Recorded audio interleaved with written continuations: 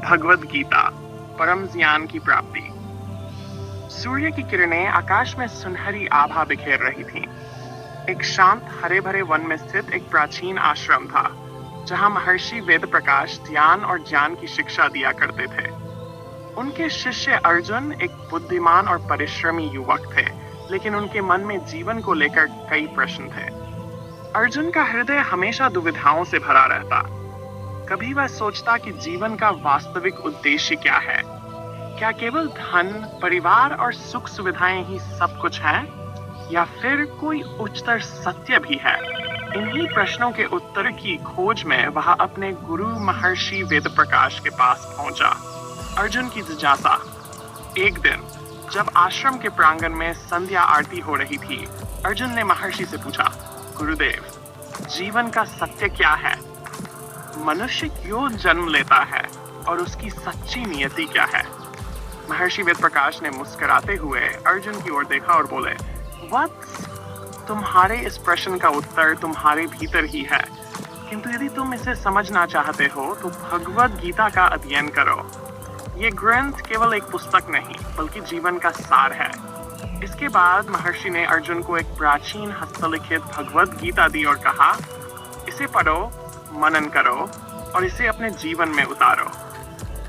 अर्जुन ने गीता पढ़ना शुरू किया। जैसे जैसे वह अध्याय दर अध्याय आगे बढ़ता गया, वैसे वैसे उसके मन की दुविधा दूर होने लगी। उसने जाना कि कर्मयोग, ज्ञान योग और भक्ति योग क्या है और उनका जीवन में क्या महत्व है।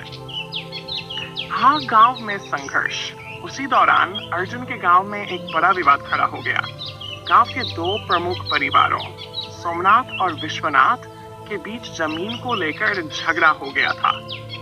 दोनों ही पक्ष अपने अपने अधिकार की बात कर रहे थे और बात इतनी बढ़ गई कि गांव के लोग दो गुटों में बांट गए। बुजुर्गों ने कई बार इस विवाद को सुलझाने का प्रयास किया, लेकिन दोनों पक्ष अपने फैसले से टस से मस नहीं हो रहे थे। गांव में तनाव बढ़ गया और हिंसा की आशंका मंडराने लगी। अर्जुन इस स्थिति को देखकर चिंतित हो गया। उसने सोचा कि गीता में बताए गए सिद्धांतों को आजमाने का यही सही समय है। गीता के ध्यान से समाधान। अर्जुन ने गांव वालों को एकत्र किया और कहा, मित्रों, हम सभी इस विवाद में फंसकर एक दूसरे के शत्रु बन गए हैं, लेकिन क्या हमने ये सोचा है कि इस द्वेष और क्रोध का परिणाम क्या होगा? हम केवल भौतिक संपत्ति के लिए एक दूसरे से लड़ रहे हैं, लेकिन क्या यही जीवन का उद्देश्य है? गांव वालों ने उसकी बात सुनी, लेकिन कुछ ने विरोध किया। अर्जुन, ये भूमि हमारी आजीविका का साधन है, हम इसे ऐसे ही नहीं छोड़ सकते। अर्जुन ने मुस्कुराते हुए कहा, मैं तुम्हारी पीड़ा समझता हूँ, लेकिन गीता में श्री कृष्ण ने कहा है, कर्मण्येवाधिकारस्ते मा फलेषु कदाचन, यानी कि कर्म करना हमारा अधिकार है, लेकिन उसके फल की चिंता नहीं करनी चाहिए। अगर हम निष्पक्ष भाव से विचार करें तो हमें अहंकार और स्वार्थ को त्याग कर निर्णय लेना चाहिए। गांव के बुजुर्गों ने अर्जुन की बात को गंभीरता से सुना।